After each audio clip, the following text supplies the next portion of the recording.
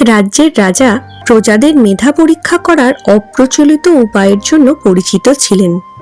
একদিন তিনি রাজপ্রাসাদের দিকে যাওয়ার প্রধান রাস্তায় একটি বিশাল পাথর স্থাপন করেছিলেন।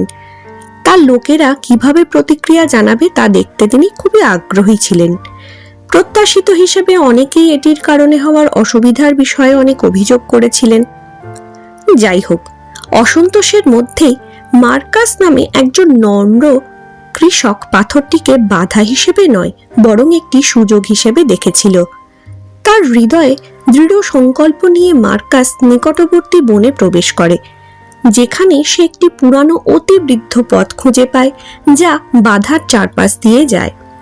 সে পথটি পরিষ্কার করেছিল এবং এটিকে গাড়ি চলাচল করার মতো যথেষ্ট প্রশস্ত করে দিয়েছিল এবং বাণিজ্য ও যোগাযোগ বিনা বাধায় চলতে পারে তাও নিশ্চিত করেছিল। মার্কাসের দক্ষতা এবং চাতুর্য দেখে মুগ্ধ হয়ে রাজা তাকে উদারভাবে পুরস্কৃত করেছিলেন।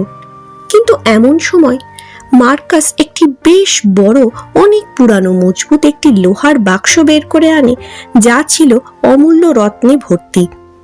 সে জানায়, পথ পরিষ্কার করতে গিয়ে সে হোঁচট খেয়ে বনের গভীরে লুকিয়ে থাকা একটি প্রাচীন সম্পদের বাক্সে পড়ে গিয়েছিল, যা শুধুমাত্র মার্কাসের জন্য নয়, সমগ্র রাজ্যে সমৃদ্ধি এনে দিয়েছিল। রাজা মার্কাসের নিঃস্বার্থতা এবং প্রতিকূলতাকে সুযোগে পরিণত করার ক্ষমতা দেখে অনুপ্রাণিত হয়ে তাকে কোষাগারের নতুন স্টুয়ার্ড ঘোষণা করেছিলেন। মার্কাসের প্রখর অন্তর্দৃষ্টি এবং অটল দৃঢ়তা কেবল বোল্ডারের তাৎক্ষণিক সমস্যার সমাধানই করেনি, বরং রাজ্যে অপ্রত্যাশিত সম্পদও এনে দিয়েছিল।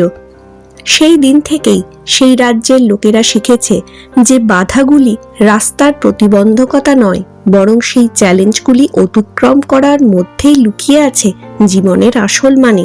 এবং মার্কাসের গল্প একটি কিংবদন্তি হয়ে উঠেছে, সৃজনশীলতা এবং অধ্যবসায়ের সাথে সমস্যাগুলিকে পেরিয়ে যাওয়াই অনুপ্রাণিত করেছে নতুন প্রজন্মকে।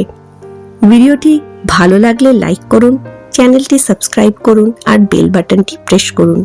ধন্যবাদ।